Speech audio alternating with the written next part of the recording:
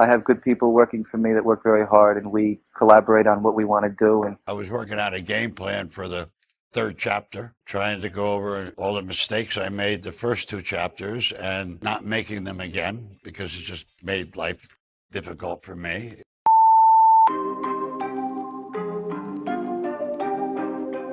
Mickey Rourke was known as Hollywood's bad boy. He walked red carpets, traveled the world, and married a supermodel. Audiences fell in love with his vulnerability, his charm, and his talent. But that was only in the blockbuster hits he produced, because off-screen, Mickey is a man of many faces. He's a man who once tried to cut off his own pinky finger because he didn't see the need for it. As his star rose, he couldn't keep his dark side hidden, and his life began to spiral out of control. His wife had to have him arrested. He had several botched plastic surgeries, and he blew through $20 million, believing he could easily make it all back since he was an A-list actor. But he was wrong. With one scandal after another, Mickey's life spiraled out of control, but he refused to change his ways. And even though he's broke from constantly living above his means, he regularly turns down movie roles he thinks are beneath him. Once he was evicted from his home in 2026 for not paying an entire year's rent, his manager told the media she was funding his lifestyle but wouldn't do it for much longer. The message was clear: get to work or you won't have a roof over your head. This is a story about a man who once had it all, then lost everything and clawed his way back with a rare second chance, only to lose it all over again. It's a story about a man who is his own worst enemy. This is the cautionary tale of Mickey Rourke.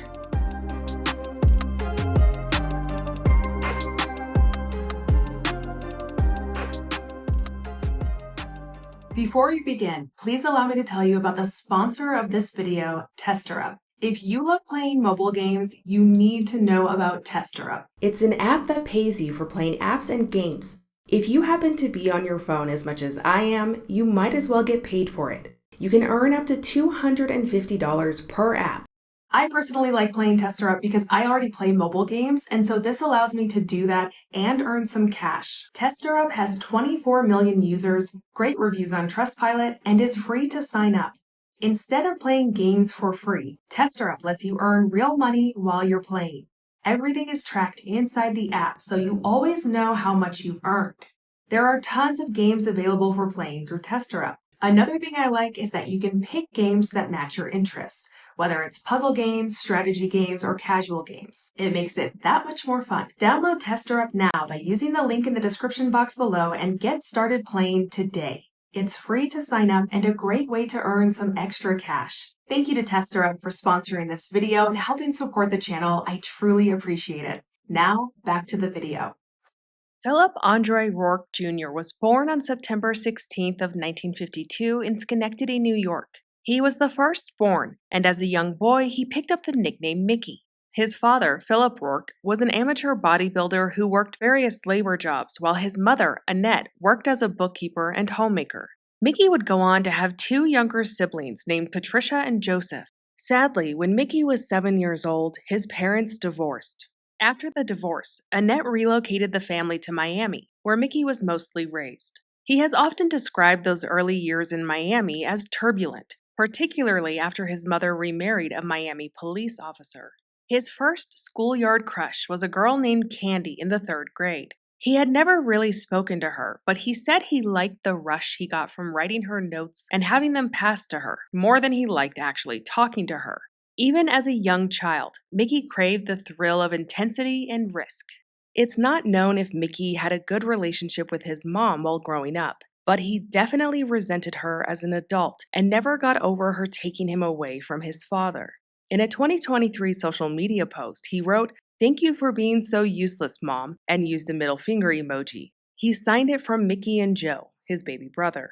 In later interviews, Mickey spoke about a strained and sometimes volatile home environment, saying that conflict with his stepfather deeply shaped his temperament. He said those early experiences fueled both his later intensity as an actor and his decision to pursue boxing. But boxing came before acting and was something he pursued as a kid in South Florida through community programs.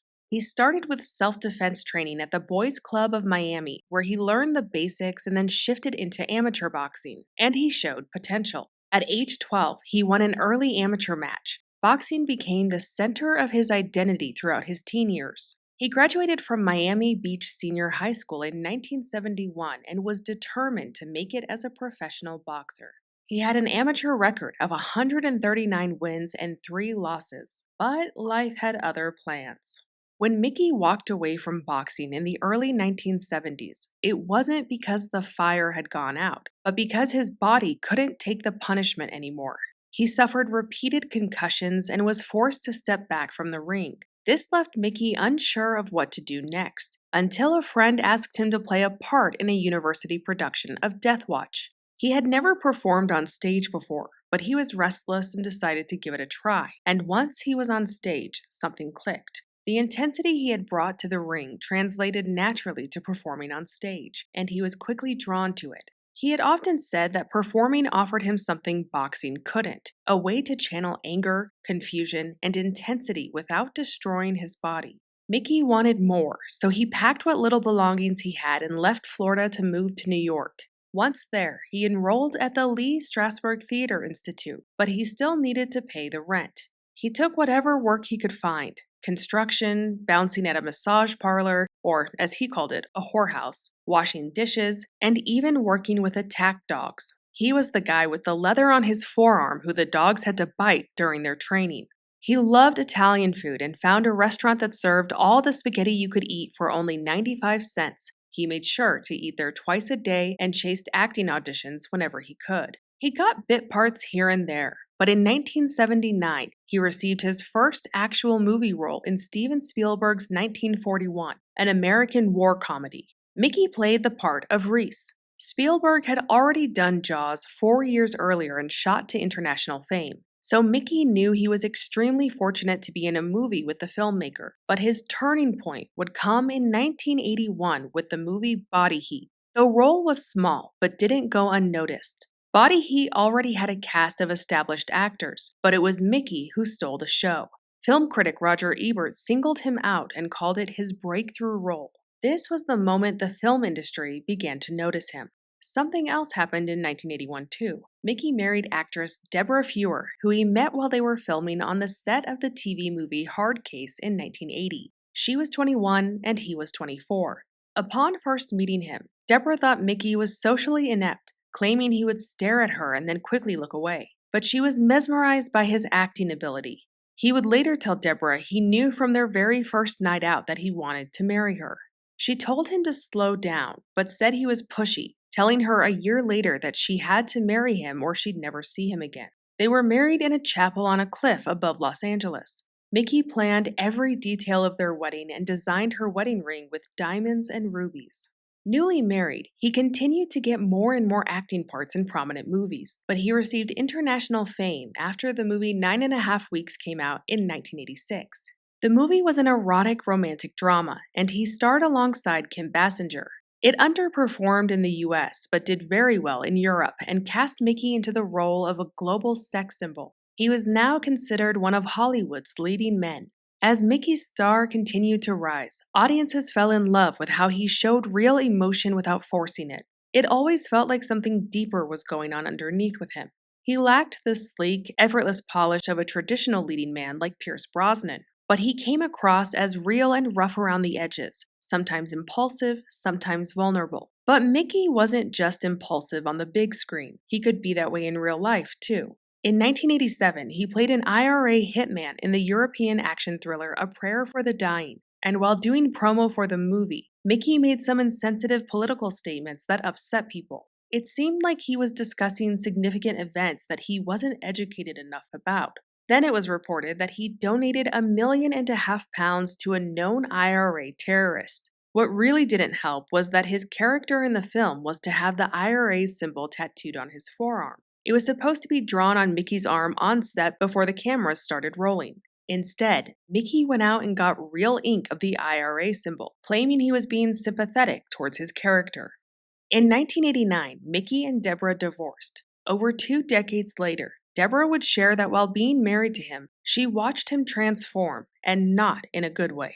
She claimed when they first got together, he was the most thin-skinned, overly sensitive person she had ever met. She thought it was strange he got famous playing sex symbols in Fighters because he'd make a much better Woody Allen character due to how phobic he was. According to a Larry King interview he did in 1985, Mickey admitted he wasn't as comfortable just being himself as he was with the characters he played. We'll take a phone call. We start with Philadelphia. Hello. Hi, Mickey. I think you're wonderful. I've seen a lot of your movies, and I really think you're extraordinarily talented. Do you have a fear as an actor of being somewhat typecast? Is that a fear that you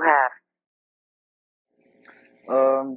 No, not particularly. I've gone to great lengths not to put myself in that position because that's a position that the industry sometimes puts you in, and I have good people working for me that work very hard, and we collaborate on what we want to do, and that really isn't a problem. Ever want to go back to the stage, Mickey? Sure, I would like to. I'd like to find something original to do that, hasn't been done before. Yeah, Henry Fonda told me once that he was much happier being somebody else, much more comfortable being somebody else than being himself. Couldn't wait to be somebody else. Yeah, I kind of can go along with that. Yeah. So you're more relaxed and at fun playing a role than, say, in a social situation or in an interview or having dinner. No, this is quite hard for me to do, really. Why? Huh? Why? Well, it just is. I just find that when I'm working on a particular project and I've done a certain amount of research and I'm going in a certain direction with that project, I become very focused. And when I do a film, it's something that I've taken great lengths to know it's something that I want to portray, and I have specific reasons for wanting to do that character or be in that movie. And so I have created like a past life and a present and a moment-to-moment sense of truth with everything. And so I kind of have a handle on it, whereas like right now with you... You don't know what I'm going to ask. No, I'm sitting here... Deborah went on to say about Mickey, fame inevitably changed him. The bigger he got, the more he started to self-destruct. He was incredibly jealous and controlling. He didn't want me to work. He wanted a beautiful wife by his side all the time. On one film I worked on, To Live and Die in LA, he threatened my co-star Willem Dafoe and the director. It was crazy. He was so insecure.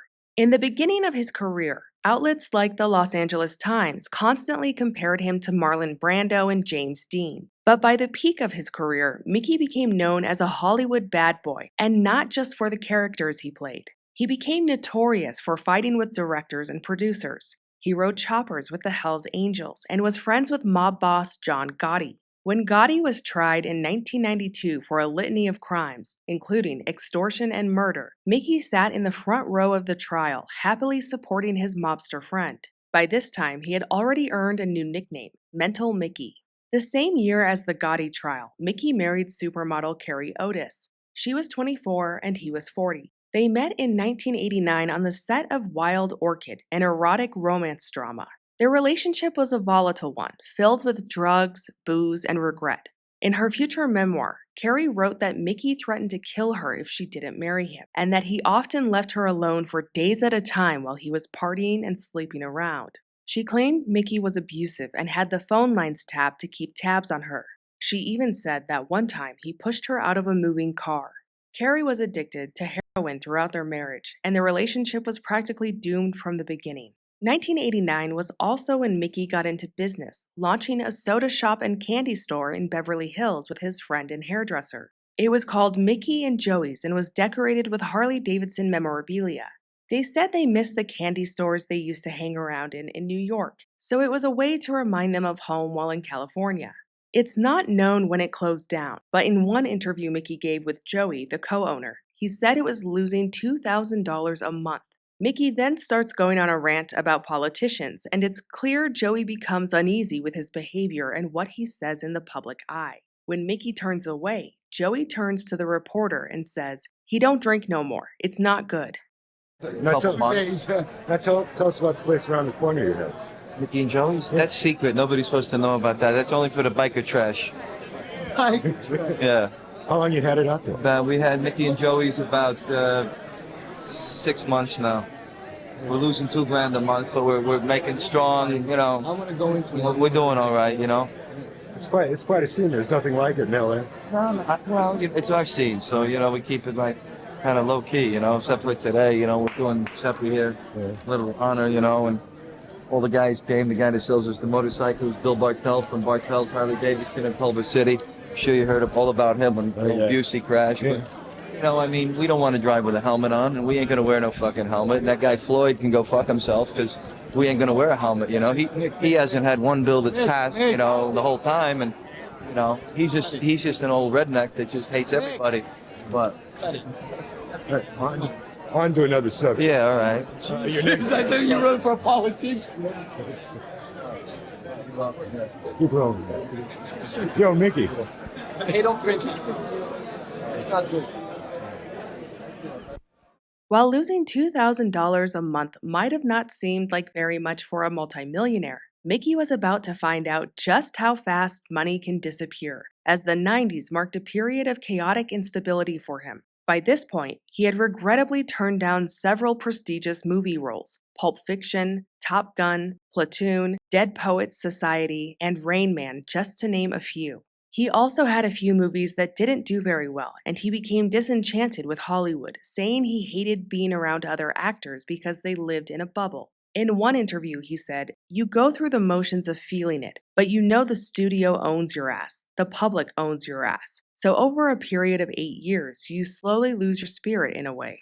He decided to take a break from acting and return to his roots. And this is where we come to the financial and physical fork in the road of this cautionary tale. Mickey was a successful Hollywood leading man. Acting was his job that paid the bills. Boxing was a hobby, and he knew from an early age that acting let him channel his intensity in a way that didn't affect his body and face that had become widely known in one blockbuster hit after another.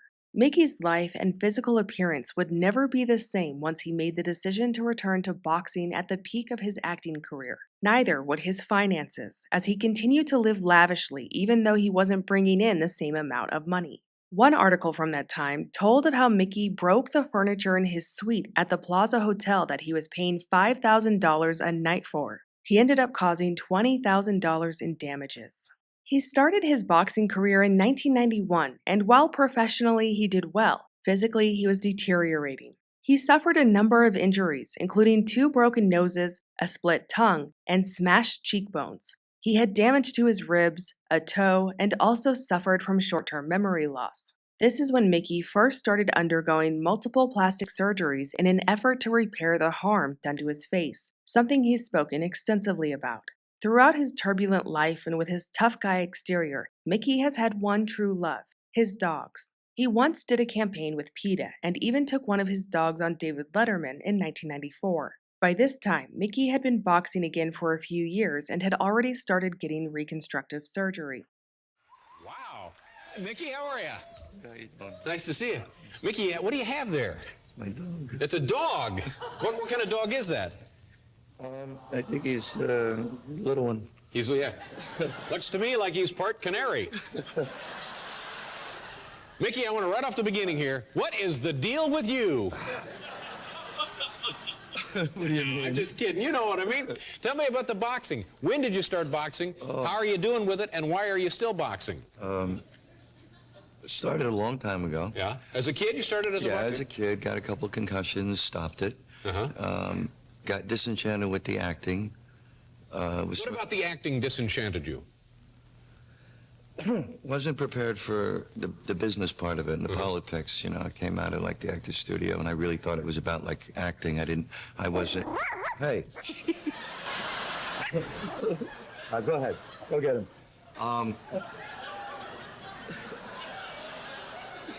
Mickey, what's the deal with your dog? She goes with me everywhere. No, the acting.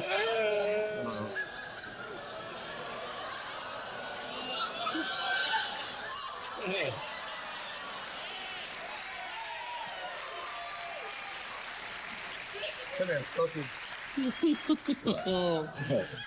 what a lovely outfit. All right, so you decided that the acting really wasn't what you had hoped it would be, so you went into fighting. When, you know, went to the shrink for a little while. That didn't work. Went back to the boxing to sort of, I didn't have a chip on my shoulder, I had a boulder. And the acting sort of, I mean, the boxing. Yeah.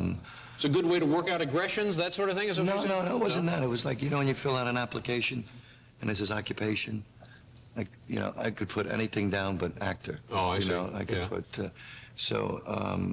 I needed to take the 2 years off from the acting, go back to the boxing. It was a very humbling experience because... What was your record as a fighter? I think it's like 8 wins and 6 knockouts and 2 draws and... So you had a winning record, so that's pretty good. Now, have you retired from boxing? No, well, I fought about 4 weeks ago. Got a draw. So... To me, that's like a loss. I mean, my head was in the clouds and I think I had a better fight after the fight in the stands. And what was that? You went after a guy after the fight, isn't that right? Somebody made fun of your dog? No.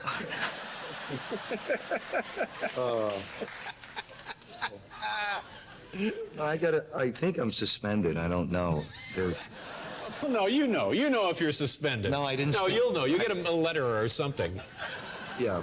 Now, when you're an actor, do people have the wrong impression of you? Have you kind of somehow generated for yourself, inadvertently perhaps, a reputation as maybe a guy who's, you know, difficult or odd or peculiar? I don't know.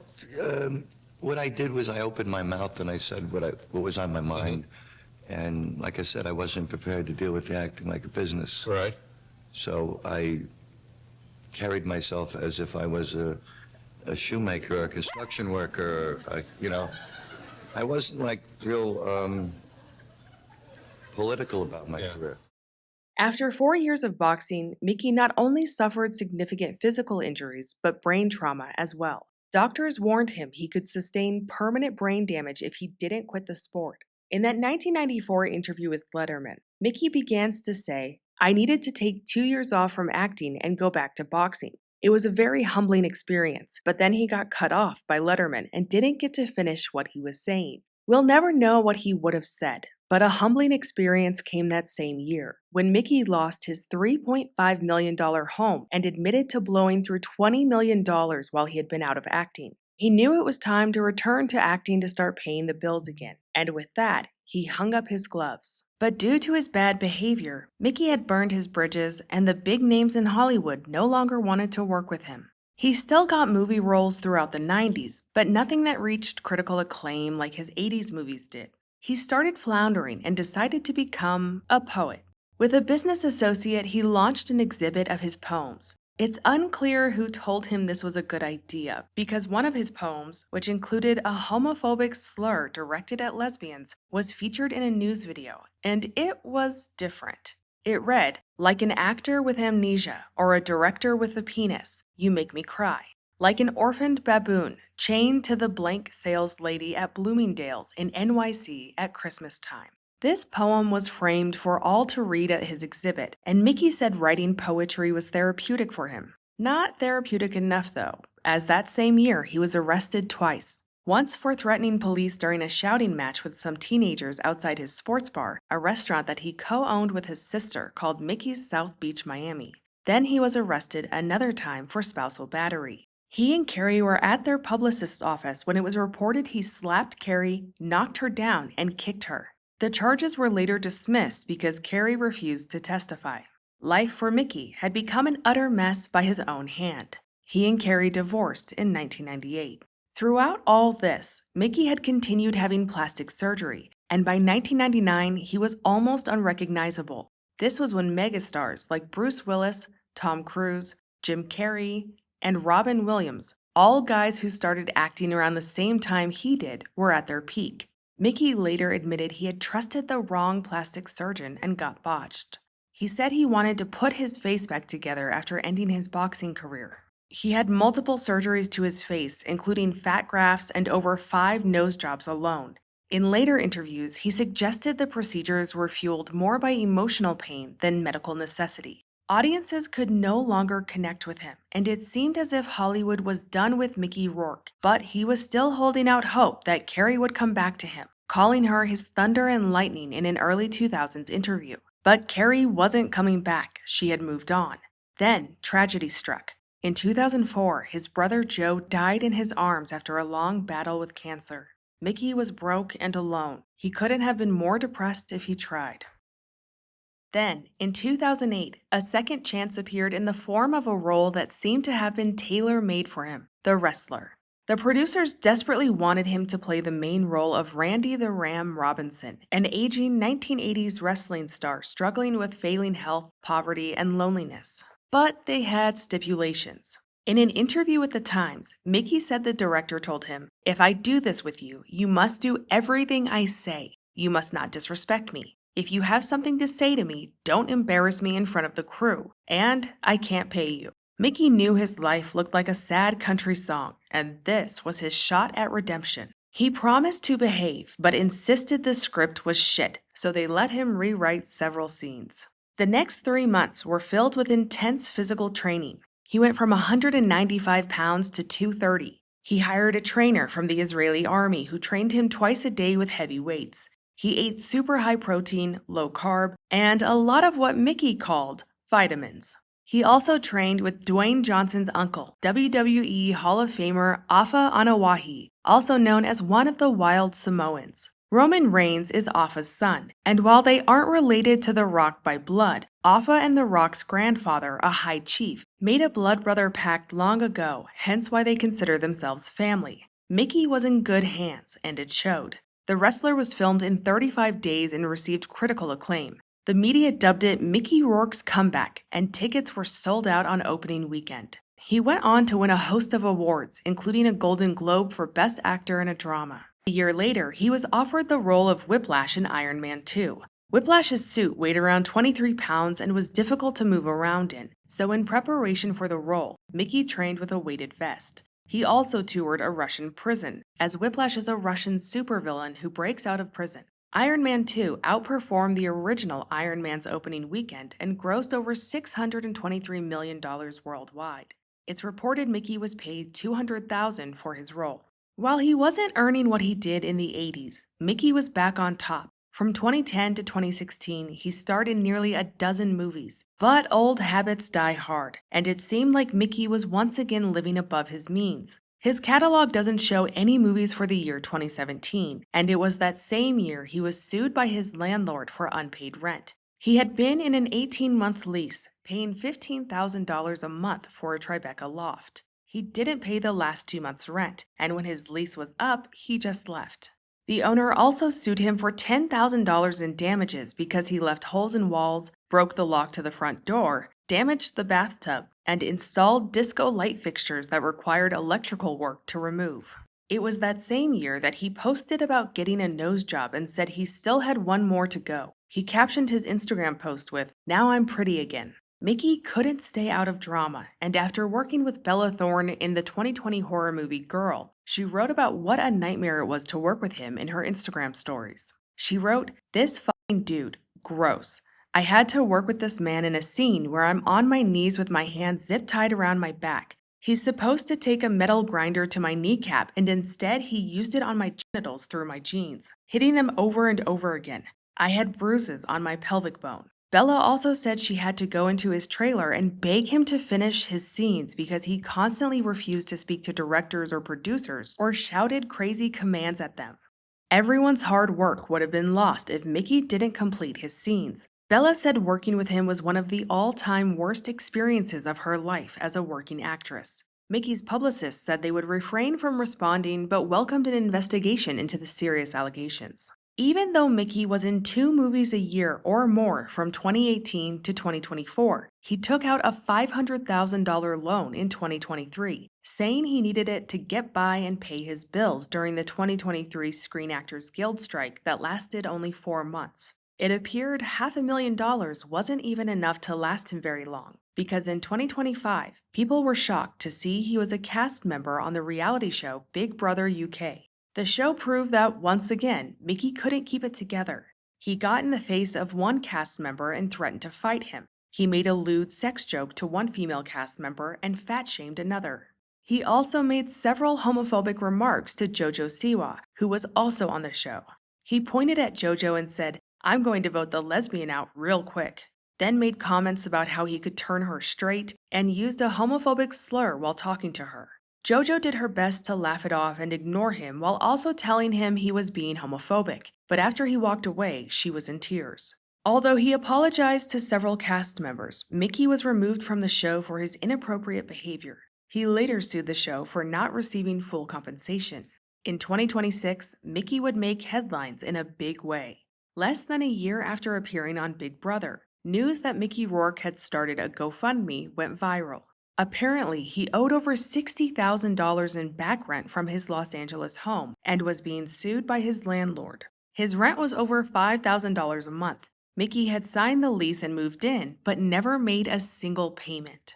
The GoFundMe was titled, "Help Mickey Rourke Stay in His Home." Fans began donating and didn't stop. Eventually, the GoFundMe got up to $100,000. And this is where it gets messy between Mickey and his team. His management team had told Mickey, "There's some people that want to help you out."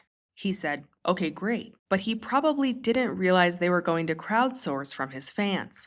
Celebrities asking their fans for money is never a good look, and Mickey's fundraiser made mainstream news and spread like wildfire through social media. The paparazzi snapped photos for more viral headlines, and people were shocked by his ever-changing appearance. This is when it seemed like Mickey realized what his team did and took to Instagram, and he was pissed off. He wrote, "Vicious, cruel lie to hustle money using my name. So embarrassing." He called it a scam and said there would be severe repercussions to whoever did this and that payback would be severe. He demanded that the money be returned immediately. Kimberly Hines, Mickey's manager, came out and said it was created with Mickey's full permission. Every other day, there was a new headline about, "Did Mickey know? Did he not? His manager says this." And then his manager dropped a bombshell.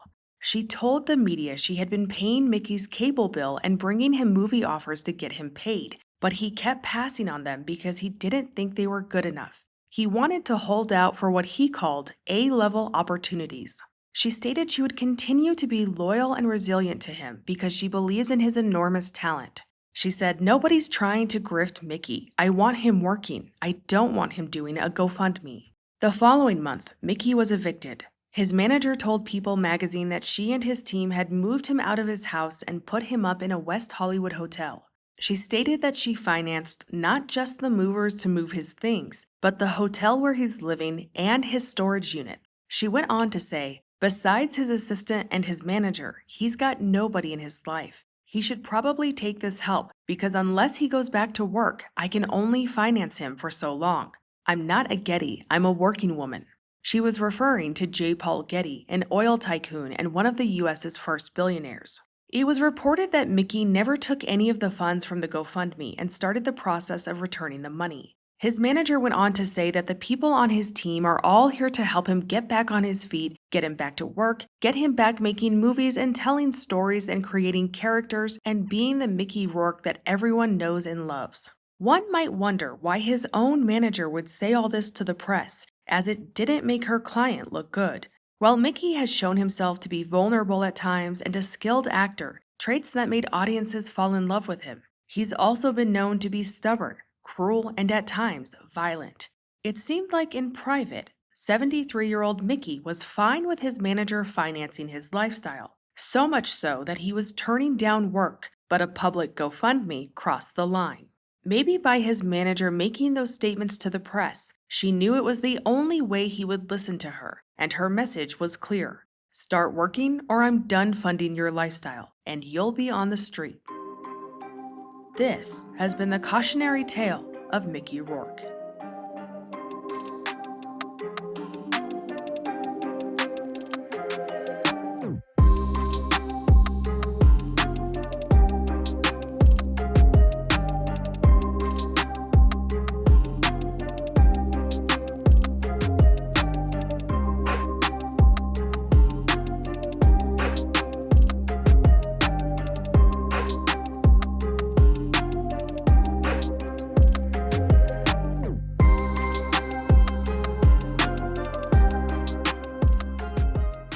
Don't forget that you can earn up to $250 per app when you sign up for TesterUp. Download TesterUp now by using the link in the description box below and get started playing today.